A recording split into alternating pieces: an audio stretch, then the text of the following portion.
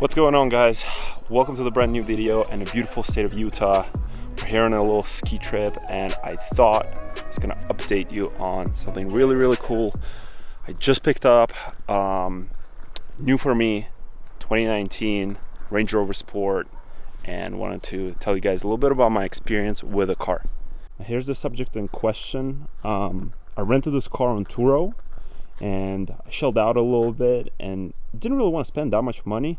It was about $1,000 for a week, but I figured, why not? Always wanted to try a Range Rover, and it is supposed to snow a lot, and I'm so glad that I got this particular car, because with the amount of snow, as you can see behind, look at this big pile that's just been recently cleaned out. This car performed very well. Other aspects of the car I don't like as much. I mean, I am considering this to be a new daily. Obviously RS5 is not going anywhere, but this could be potentially a contender, as I would like to run two cars in my garage at some point. One, a big SUV for, you know, going up to skiing or just wafting around, and the other one is more of a performance, fun little weekender thing. But this potentially would have been a good choice. However, I'm not so sure about that right now. This car is pretty bare. You know, you got the 19-inch wheels. Nothing really. I think that's the black pack. Just all the trim is blacked out. It's an HSE model. I think it's the lowest engine trim. But yeah, I mean, I'm gonna show you the interior in a second, but I already had some trouble with this car. This particular vehicle was involved in a little bit of an accident when I picked it up. Not by me, obviously, but there's a little bit of this part, you know, someone might have hit a curb or something. But as I was backing out from a parking lot, there was a lot of snow, a lot more than here, and you know, there's a little cover over here for the front tow hook right here. There's supposed to be a little plastic cover, basically just got ripped off. Coming on to the inside of the car, you know, it's not a bad place to be. I like the displays. I like all the digital, you know, digital cluster, these displays. Let me just start this thing up. There you go. Right, it's not a bad place. It's a pretty comfortable to sit in. Those are good seats. But there's a lot of things that I do not like about the car in particular. Because it's an English car, there's some things that you gotta get used to. For example, you know, the usually the window switches are located over here, but in this car they're located a little bit more up on this side, and it's definitely something that you're not used to, and your arm will always gravitate, you know, down here. I understand that it's not a big deal for a lot of people. I mean, once you get the car, you sort of get used to how it is, but this just threw me off a lot. And then this door handle as well, I don't feel it being in a particularly comfortable place because my knee is always right here, so I kind of sort of have to slide in and then open the door like that. The steering wheel. Now, the steering wheel is alright. I mean, not the biggest fan of these sort of semi-touch buttons, but they're fine. The digital cluster is okay. I did find that this part right here, it's alright. It also needs to get some used to, but the user experience is not great. Coming from like a software background, I can tell you guys that this is not really an intuitive thing. I do like, however, when you plug in, you know, your phone and go through an Apple CarPlay or Android Auto, something like that. It's very nice because you can have navigation here and your music down here. But obviously, you know, you can't really access that well the temperature controls for both sides. You know, you have to do a lot of things in the digital screen, and you know, if you want to, let's say, like get the seats going, you got to do a lot of steps. And if you're driving, it's not really particularly a nice thing to do, nor I don't think it's really safe. What I do like about this car though is these, you know, elbow rests. Those are really cool. I like that's a purely a Range Rover quirk. What I do not like, and it's a big thing for me, is this panoramic sunroof. I'm gonna open this shade, and you guys are just gonna see. Don't mind the ice. But once it folds, it sort of folds like a little carpet thing down here, and it's just kind of ugly. I'm sorry, this is just ugly for me and for my taste. Now, moving on to the back of the car, you got the automatic tailgate, and I know I'm like not going in depth on any sort of details or specifications of this car, but when you get a Range Rover, and I mean this car usually starts about like 80K, I would assume. I think something like 82,000 US, at least in the US. You don't get the Range Rover double back door, where you know you got this trunk part like folds down and then this one opens up. I just think it's super cool, super iconic. And if you get like a Range Rover Sport, I mean, I just don't understand why they didn't put that in, but it's fine. It is what it is. Just gonna close that up, you know, and check out this beautiful view of Utah, Park City. Okay, now driving this thing, it's a little bit stiff.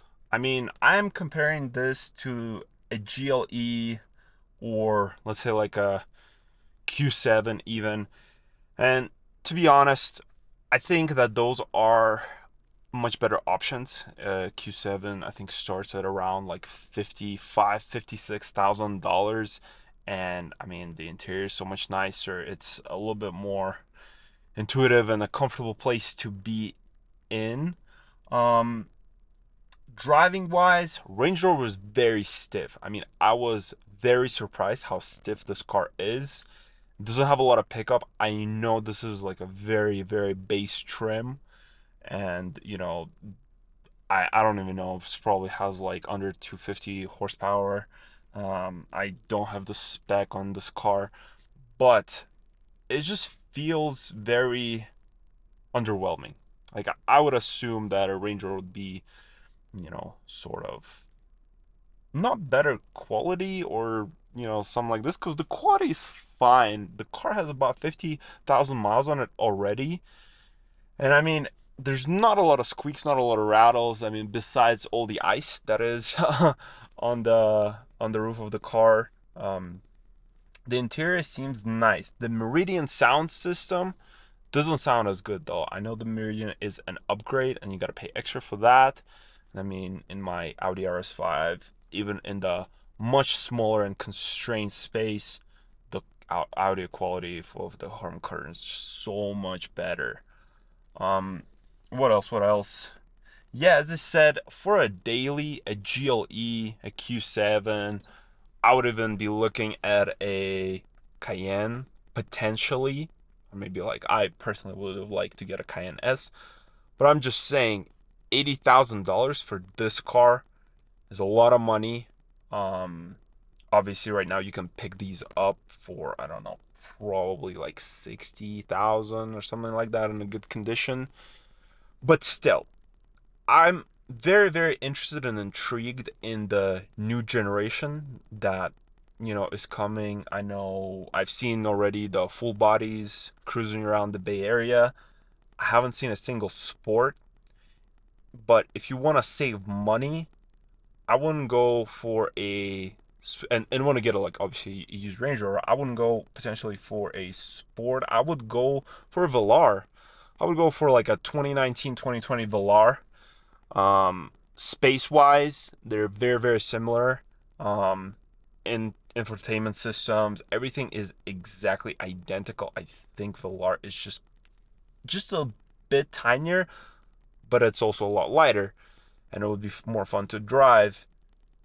if you're living somewhere like Utah, for example, and you get a lot of snow, this car does make sense. The roads are a little bit rough, and I was very impressed. Like, one thing that I was very impressed in the Range Rover was how much it's capable to get out of snow and, potential tough situations, and just general off-roading. I mean, I had this thing in a snow and gravel mode, and it's been absolutely fantastic. I mean, obviously, just like even ripped the cover a little bit. The cover wasn't fully on because of the accident, the previous accident on this car, apparently, but still, I was very, very impressed and happy that I shelled out a little bit more money for a rental for the week. Now, would I get one of those myself?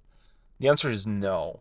I live in the Bay Area, and the roads are a lot nicer. I would like a car that is more practical than my RS5. Obviously higher, obviously has more space.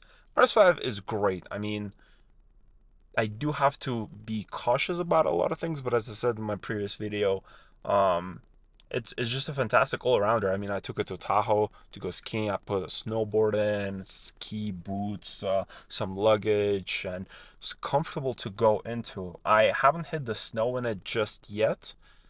I'm glad I haven't, but I don't think it would perform too bad in it.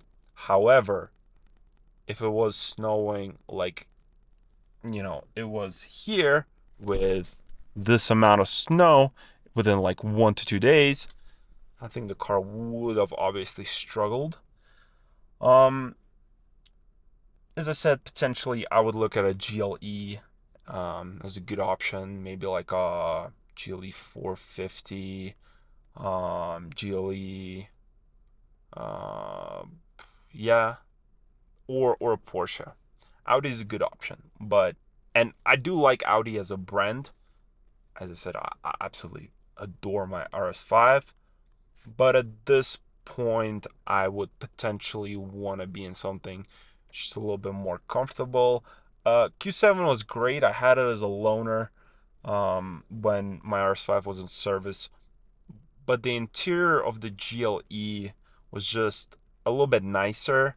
Um, a lot of nice lighting inside, and the infotainment system, the MBUX, I do like it a lot.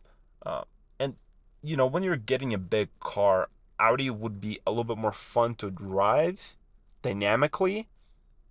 But when you're getting the car specifically for just, you know, um, cruising around, running errands, and doing bits and bobs, you don't really need a lot of dynamic.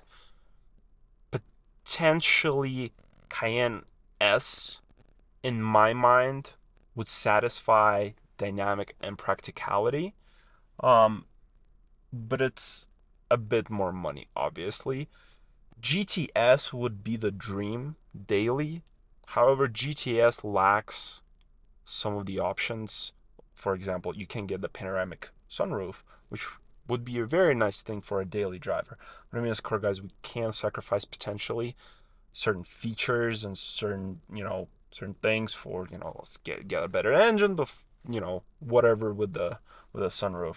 So I don't know. I'm gonna explore my options and enjoy this Range Rover for a little bit. Have one more day here, and then back to California, back to the grind. Everybody, thank you for watching this video. Happy New Year, happy 2023. I hope that everything that you were planning to do, you will actually get to execute on.